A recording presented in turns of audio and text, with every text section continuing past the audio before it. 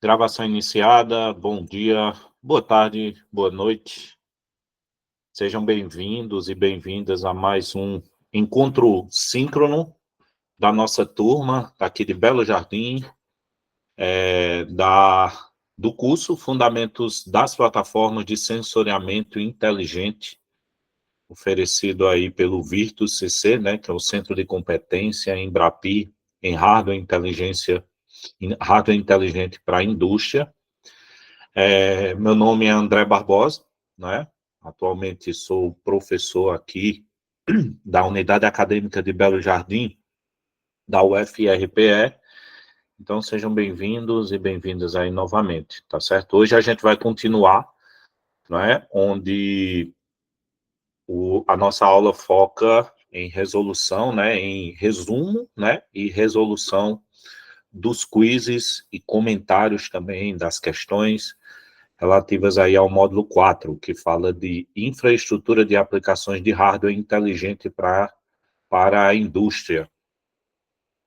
Na aula 1, né, vocês viram que é o professor Gutenberg, que, como um professor, né, que está aí no material, né, nas aulas. Bom, nessa primeira aula, né, a gente viu aí fundamentos de coleta de dados, não é? Então, definição de hardware inteligente, a importância da coleta de dados, né, que é essencial aí para o monitoramento em tempo real, análise de dados aí relativos à automação inteligente, não é? Vimos aí os conceitos, né, fundamentais sobre frequência de amostragem, então a definição, né, que é a frequência com que os dados são coletados de um sinal contínuo, tá certo? E a importância também, né, já que garante a precisão dos dados coletados, permitindo uma análise mais precisa e tomada de decisões aí informadas, tá? Vimos ainda o teorema de Nernst-Shannon, né, que estabelece aí que a frequência de amostragem deve ser pelo menos o dobro, não é, da maior frequência presente no sinal, e isso para evitar um problema que a gente tem, que chama aliasing, né, que é uma distorção, né, é uma distorção na representação dos sinais devido a essa baixa frequência de amostragem, tá certo? Isso resulta em dados imprecisos, afeta a análise de decisões aí também, tá certo? Existem técnicas de filtragem de dados, né, isso daí foi apresentado também, né, a filtragem no domínio do tempo, onde utiliza métodos como médias móveis aí para suavizar os dados e reduzir ruídos temporais, não é? Filtragem no domínio da frequência, que isso transforma o sinal, você inicialmente, né, transforma o sinal para o domínio da frequência e identifica e remove componentes de frequência indesejados. E tem também a frequência adaptativa, que utiliza algoritmos avançados, tá certo? Como o método dos mínimos quadrados, né, que foi um método que foi apresentado também na sala de aula, na aula, né, isso para ajustar parâmetros em tempo real com base em entradas que foram recebidas, tá certo? Bom, falou-se também um pouco sobre normalização de dados, não é? Então, tem o objetivo aí de transformar diferentes escalas de medidas em uma escala comum, padrão, né? Isso daí para facilitar a análise e comparação dos dados. Falou-se dos métodos mais comuns, não é? O mínimo e o máximo, né? O min max aí no caso, que transforma os dados para uma escala entre 0 e 1, e também o Z-score, né, que normaliza os dados em uma relação à média, né, então relaciona aí com a média e ao desvio padrão, tá certo? Falou-se também, né, sobre técnicas de feature engineering, né, que aí seriam algumas técnicas, né, criação de novas funcionalidades, seleção, modificação e criação de novas variáveis a partir de dados brutos, não é? Isso daí traz um impacto na modelagem, melhora a performance dos modelos e fornece aí insights profundos para profundo sobre um padrão, não é? Dos dados, desses dados, tá certo? Além disso, falou-se também da análise exploratória de dados, né, o EDA, que tem aí como objetivo analisar e explorar aí os conjuntos de dados para descobrir padrões, anomalias e testar hipóteses, certo?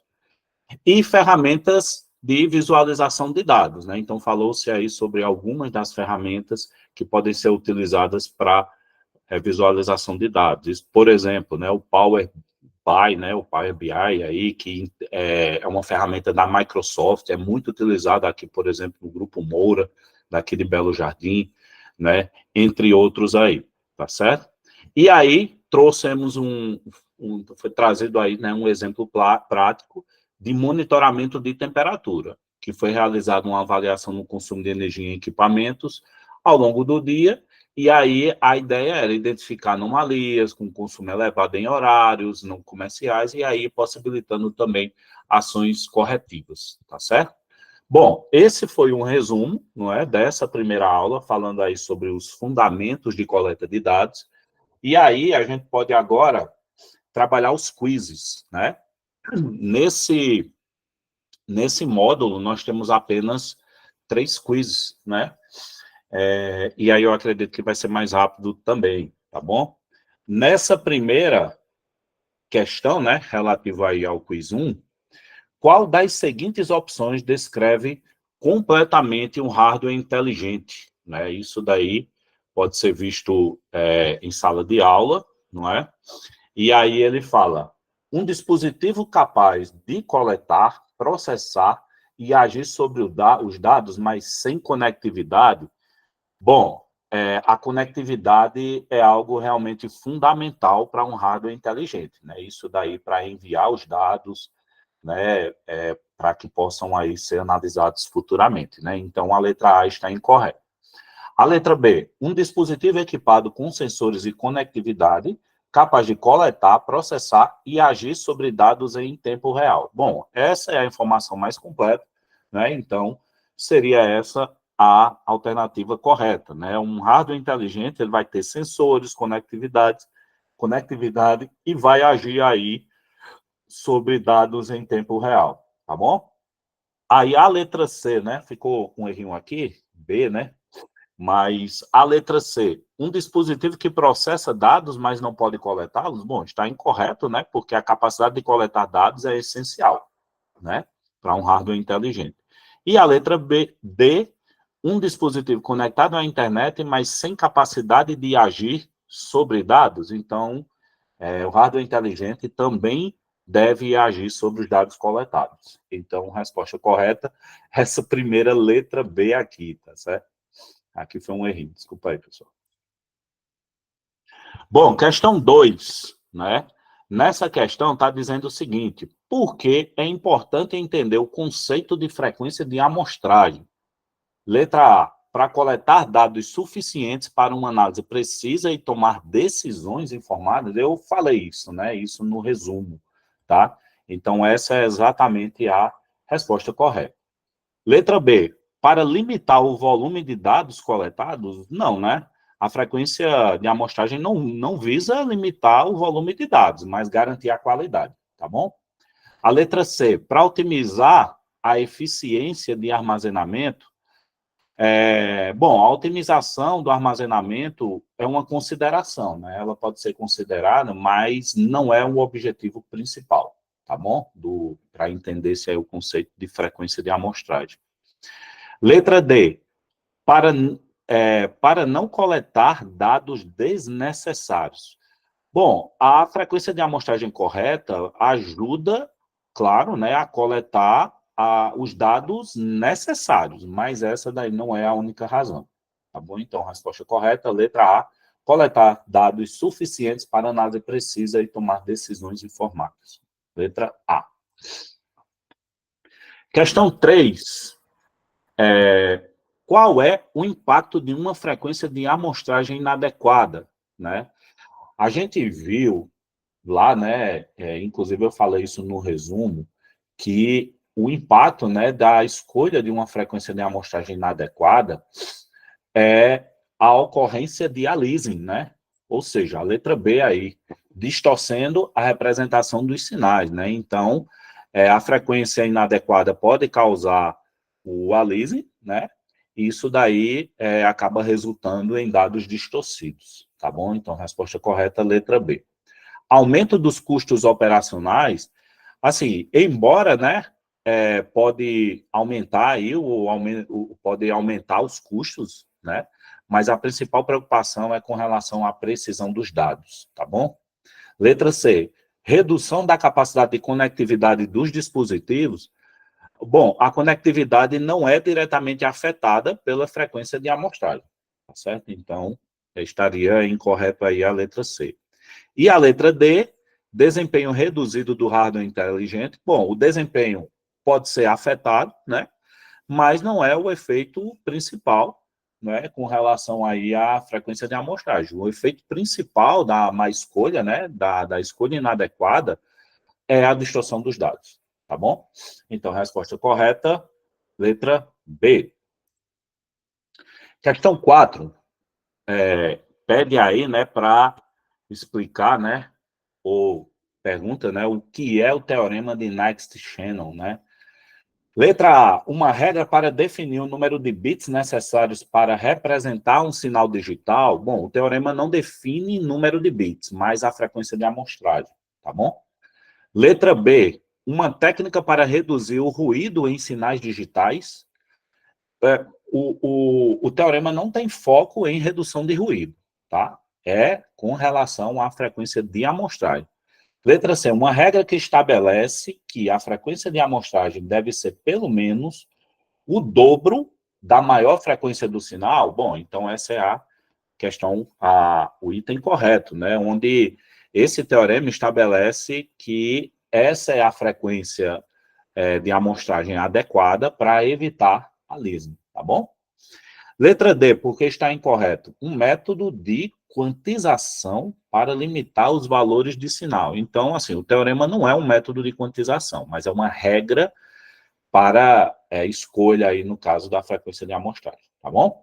Resposta correta, letra C, uma regra que estabelece que a frequência de amostragem deve ser pelo menos o dobro da maior frequência do sinal, tá bom? Bom, gente, dúvidas aí com relação a essa primeira aula?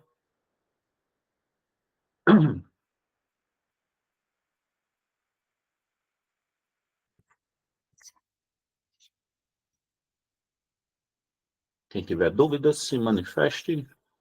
Se não, hoje eu estou aqui homenageando os colegas de Belo Jardim que estão lá em São Paulo representando nossa robótica aqui, né, que a gente desenvolve na UABJ, junto com o Instituto, com o IEF, né, a gente tem o BJ Bots Cup, né, que é uma parceria aí dessas 3 instituições, e hoje eu estou aqui com minha camisa dos Autobots, né, que são essa galerinha que está lá em São Paulo, que vai representar na competição da RoboCore Experience, né, massa. Bom, gente, se não tem dúvidas, aula 2, introdução à análise de sensores. Essa é a próxima aula, né? Foi a próxima aula aí ministrada pelo professor Gutenberg. E aí, lá, né, foi feita aí uma introdução à estatística, né? Então, falou-se da importância da estatística, que é crucial para analisar dados de sensores, permitir extração de informações relevantes, isso para tomada de decisão, né? Então, trouxe aí um exemplo prático de uma fábrica onde os dados de funcionários são coletados para análise, né? Ainda, né, nessa aula, trouxemos aí também alguns métodos de amostragem, né? Amostragem aleatória, sistemática, amostragem estratificada, né? Isso, entre outros aí, né? E nisso, falou-se também sobre os cuidados no processo de amostragem, né? Onde falou-se sobre a amostragem conveniente, né? Que seria aí realizar a coleta de dados apenas com pessoas disponíveis, né? Isso pode resultar em viés, não é? Em algum problema. E a amostragem voluntária permitir aí que as pessoas se voluntariem pode levar, né, a uma amostra não representativa, né? Então, é necessário ter alguns cuidados aí também com no processo de amostragem. E aí trouxemos também os conceitos fundamentais de estatística, né? Então, medidas de tendência central, que seria, por exemplo, média, o média aritmética, né? Então, por exemplo, trouxemos algumas informações, né, referente à média, mediana, valor máximo, valor mínimo, amplitude, tá certo? Medidas de dispersão, que seriam, por exemplo, o desvio em relação à média, a variância, o desvio padrão e o coeficiente, por exemplo, de variação, tá certo? O desvio padrão, né, algo que seria bem utilizado, né, aí que se trata exatamente da raiz quadrada da variância, onde a variância, né, já é o somatório do quadrado do desvio em relação à média, dividido pelo número de elementos menos 1, não é? E tem também o coeficiente de variação, que é o desvio padrão multiplicado por 100 dividido pela média. Isso é expresso em porcentagem, tá certo? Bom, foi isso, né, que trouxemos nessa aula. Também trouxemos alguns exemplos práticos, né, a aplicação de conceitos de amostragem, isso, diversos exercícios foram apresentados aí para reforçar a compreensão de diferentes tipos, né, de amostragem, suas aplicações práticas, e aí a gente vai para o nosso quiz, né, onde, inicialmente, né, a questão 1, ele está falando o seguinte, deixa eu abrir aqui. Qual a principal característica da amostragem aleatória? Bom, cada membro da população tem uma chance desigual de ser selecionado? Bom, está correto, né? Na amostragem aleatória, a chance de ser selecionado é igual para todos, tá bom? Letra B. Todos os membros de um cluster são selecionados. Bom, isso foi visto que na amostragem por clusters, né, aí no caso, todos os membros de um cluster são selecionados, mas não individualmente, tá certo? Na letra, então, por isso que a letra B estaria incorreta, tá? Na letra C, cada membro da população tem a mesma chance de ser selecionado. Está correto, né? Então, essa é que seria a resposta correta, já que na amostragem aleatória garante, né, que todos os membros têm a mesma probabilidade de serem selecionados, tá bom? Então, a resposta correta é a letra C. Letra D, a seleção é feita com base em intervalos constantes. Intervalos constantes é uma característica, né, da amostragem sistemática, né, e não da amostragem aleatória, tá bom? Resposta correta, letra C. Questão 2. O que caracteriza uma amostragem sistemática? Bom, a gente acabou de responder, né? Letra B, a seleção é feita com base em intervalos constantes, né? Letra A não é, cada membro da população tem a mesma chance de ser selecionado, isso é uma característica de amostragem aleatória, né? Então, como a seleção é feita a partir de intervalos constantes, não é, né, na verdade, de probabilidades iguais, né, para todos, tá bom? Seria de intervalos constantes. Letra C. A seleção é realizada de forma proporcional ao número de indivíduos de cada grupo? Não, né? Essa é uma característica da amostragem estratificada, tá certo? A amostragem sistemática, ela pensa diretamente aí com base, né, em intervalos constantes. O pesquisador escolhe os participantes mais facilmente acessíveis? Não, isso daí é uma característica daquele tipo de amostragem conveniente, tá certo? O que eu falei aí também lá no resumo, tá bom? Resposta correta, letra B, a seleção é feita com base em intervalos constantes. Questão 3. Qual das alternativas representa um exemplo de amostragem por clusters, né? Então, letra A, coletar dados de todos os funcionários de uma única filial de uma loja. Letra B, letra A, né? Letra B, selecionar um grupo de pessoas com base em intervalos fixos. Letra C, dividir a população em grupos e coletar amostras proporcionalmente. Letra D, coletar dados apenas de funcionários disponíveis no momento. Vamos lá, mapeando aqui de baixo para cima, né? Letra D, coletar dados apenas de funcionários disponíveis no momento. Isso é a amostragem conveniente, tá certo? Letra C, dividir a população em grupos e coletar amostras proporcionalmente. Isso é amostragem estratificada. Letra B, selecionar um grupo de pessoas com base em intervalos fixos. Isso daí a gente acabou de ver, amostragem sistemática. Coletar dados de todos os funcionários de uma única filial de uma loja. Isso aí que seria a amostragem por clusters, né? Todos os membros de um cluster seriam aí selecionados, tá bom? Resposta correta, letra A. E a questão 4 diz o seguinte: qual é o erro resultante de um projeto de amostragem mal realizado? Erro sistemático. O erro sistemático é um erro fixo, tá? Que se repete. Então, está incorreto. Erro de não amostragem, está correto. Tá certo? Essa aqui é a resposta correta, porque isso aí é o que vai ocorrer devido a um projeto mal realizado, tá? Erro de viés, né? O viés, ele pode ser parte do erro de não amostragem, mas não é a única causa, tá bom? Então, não estaria 100% aí correto. O erro de precisão se refere aí às medições, né? Ao erro de precisão das medições. Então, resposta correta, letra B, erro de não amostragem. Tá certo? Bom, finalizamos aí a aula 2. Alguma dúvida com relação a isso? Vai ser realmente muito rápido, faltando apenas um quiz aí. Alguém tem alguma dúvida, quer fazer algum comentário? Tem pelo menos um oi aí para saber que vocês estão vivos.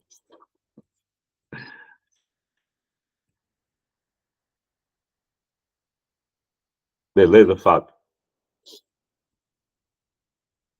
Gabriel, beleza. Bom, então vamos lá.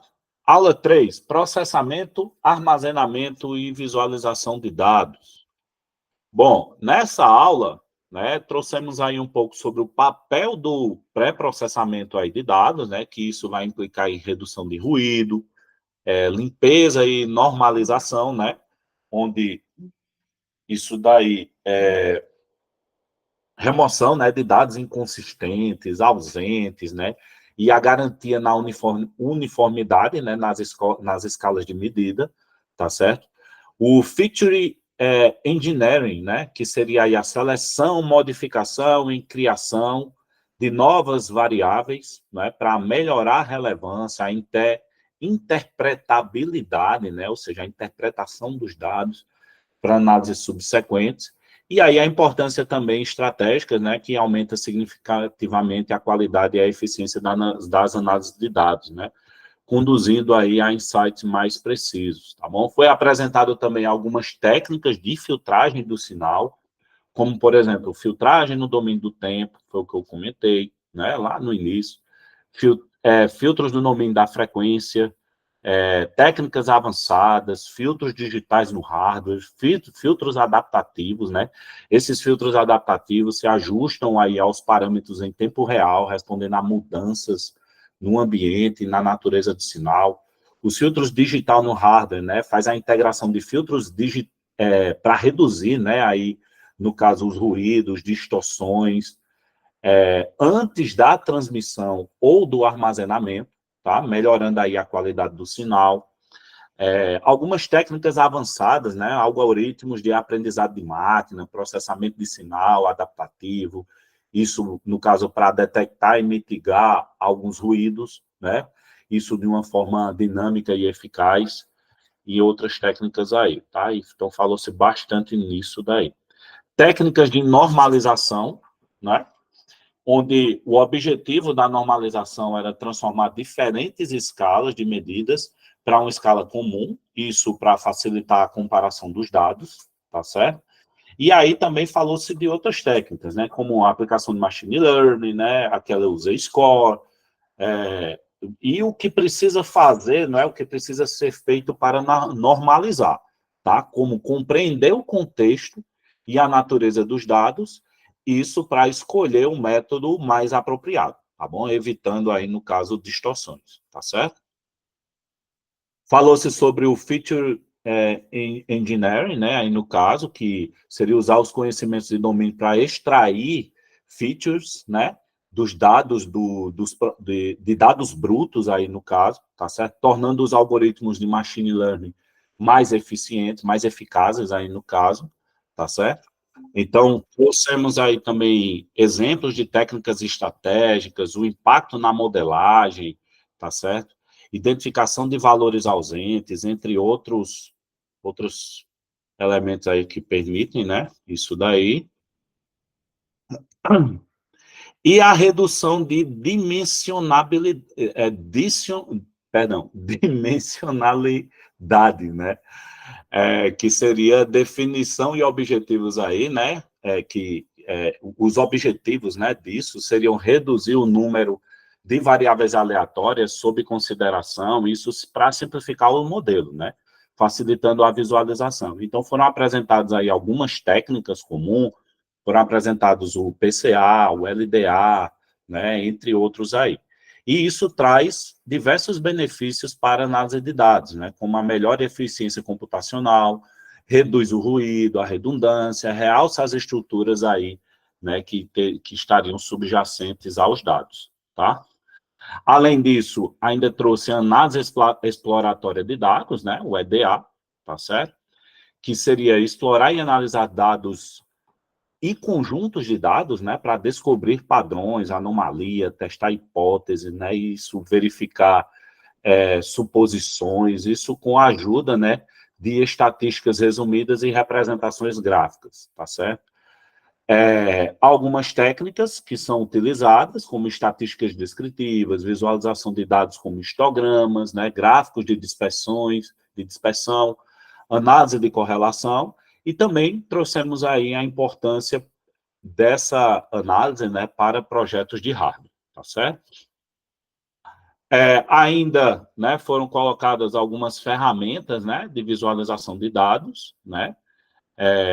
Bom, as ferramentas foram apresentadas em sala. Eu foco aqui no Power BI, né, o Power BI, que exatamente é uma das ferramentas, né, de integração da Microsoft que realmente é das mais utilizadas, principalmente aqui na indústria, né, no Grupo Moura, por exemplo, tá certo? Que traz personalização avançada, recursos de modelagem de dados, entre várias outras, tá bom? E aí trouxemos também um exemplo prático, que foi um exemplozinho de monitoramento de temperatura, tá certo? Onde foi utilizado aí, né, algumas técnicas para visualizar, identificar os padrões de consumo de energia, como consumo elevado de equipamentos em horários não comerciais, isso permitindo que pudesse ser tomadas aí ações corretivas, né, e ações também de otimização, tá certo? Bom, entendido isso, ou visto aí um breve resumo do que foi visto em sala de aula, né, a gente pode partir aqui para o quiz, né, onde é o quiz da aula 3, processamento, armazenamento e visualização de dados. Então, na questão 1, ele fala o seguinte: qual é o objetivo do pré-processamento de dados, né? Bom, aumentar o ruído nos dados? É claro que não, né? A gente quer reduzir o ruído, né? Então, não aumentá-los, né? Letra B, criar novos padrões nos dados. Bom, o pré-processamento não é usado para criar novos padrões, mas, assim, identificar os que já existem, né? Letra C, melhorar a qualidade e a eficiência de análise de dados. Essa é a resposta correta, né? Porque melhora aí a qualidade de dados e aumenta aí a eficiência na análise, né? Então, a resposta correta é a letra C. E a letra D, modificar os dados para evitar a detecção de padrões. Bom, claro que o objetivo existe também, né? Um dos objetivos de detectar os padrões existentes, né? Então, esse não é o objetivo do pré-processamento. Modificar os dados para evitar detecção de padrões, não, isso aí está completamente incorreto. Resposta correta, letra C. Qual das técnicas abaixo pode ser utilizada para suavizar dados no domínio do tempo? A transformada de Fourier, incorreto, né? A transformada de Fourier é utilizada no domínio da frequência, tá bom? Esse min-max aí, né, que é uma técnica de normalização, então não é também utilizado, não é utilizado para suavização de dados. Então, letra B está incorreta. Média móvel. A média móvel é uma técnica que pode, sim, suavizar os dados no domínio do tempo. Então, a resposta correta, letra C, média móvel, tá certo? E a letra D está incorreta porque o PCA é uma técnica de redução da dimensionalidade, tá bom? Então, por isso que está incorreto. Resposta correta, letra C, média móvel. Questão 3. O que é normalização de dados e por que ele é importante? Letra A, remoção de dados ausentes para melhorar a precisão. Bom, incorreto, né? Remover dados ausentes, né? Não é parte do processo de normalização, tá bom? Letra B, transformação de dados que se ajustarem a uma escala comum, facilitando a análise. Essa é a resposta correta, né? Porque justamente, né, a normalização ajusta os dados para uma escala comum. E isso, claro, que vai facilitar a análise de dados, tá bom? Resposta correta, letra B. Letra C, porque está errado, né? Armazenamento de dados em diferentes bancos para manter a integridade. Bom, não está, armazenamento em banco de dados não está relacionado à normalização. Letra D, criação de novas variáveis para detectar padrões complexos. Bom, essa não é uma característica da normalização, tá certo? Então, está incorreto. Questão 4. Como a redução de dimensionalidade melhora a eficiência dos modelos? Letra A, reduzindo o número de variáveis, simplificando os modelos e realçando padrões. Bom, essa é exatamente a resposta correta, tá certo? Porque a redução da dimensionalidade diminui o número de variáveis, não é? Vai simplificar justamente aí os modelos, né? E destaca os padrões, destacando aí os padrões, tá bom? Então, resposta correta, letra A. Letra B, aumentando o número de variáveis para capturar mais padrões? Bom, não é, né? É reduzir o número de variáveis, tá certo? Então, está incorreta aí a letra B. Letra C, garantindo que todas as variáveis sejam mantidas para análise detalhada.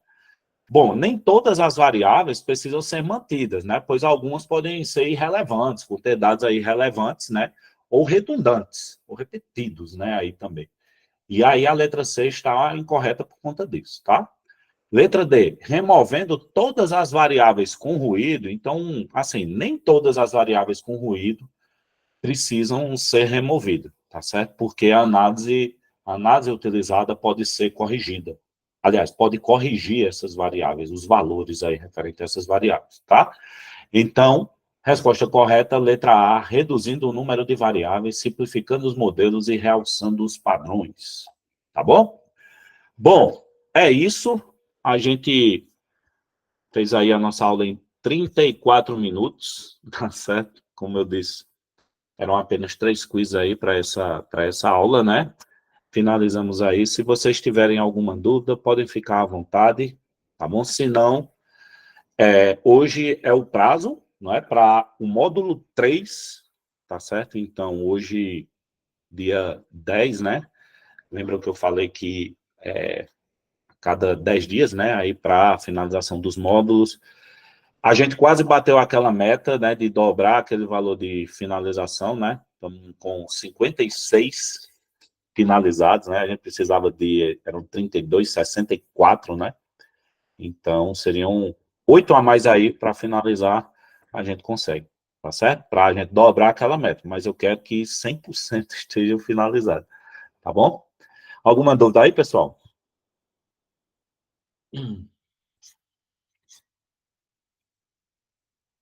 Bom, se não tem dúvidas, a gente finaliza aí por hoje. Mantenham aí, tá bom? Finalizem, tentem finalizar antes do reinício das aulas, né? Para seria mais interessante aí, tá bom? Puderem dar um gás aí, seria legal. Na próxima semana a gente vê temos aí, né, o nosso encontro relativo ao módulo 5, beleza? Valeu, pessoal. Um abraço e até semana que vem.